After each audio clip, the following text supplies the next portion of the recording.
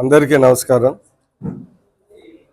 ఈరోజు సంతనూతలపాడు ప్రజలు, తెలుగుదేశం పార్టీ కార్యకర్తలు, లీడర్ల తరపున నారా లోకేష్ గారికి జన్మదిన శుభాకాంక్షలు.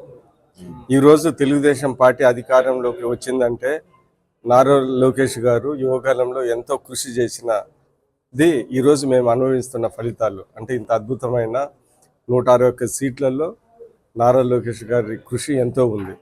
ఈరోజు గవర్నమెంట్ వచ్చిన తర్వాత ఒక ముఖ్యమైన శాఖ తీసుకొని, ఐటీ శాఖ, ఎడ్యుకేషన్ శాఖ తీసుకొని అద్భుతమైన పనులు జరుగుతూ ఉన్నాయి.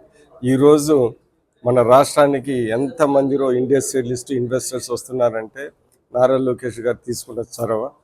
ఆయన ఈరోజు మన స్టేట్ ఒక లీడర్గానే కాకుండా మన దేశంలోనే కూడా ఒక ప్రామిసింగ్ యంగ్ లీడర్గా, పొలిటికల్ లీడర్గా ఆయన ముందుకు వస్తున్నాడు.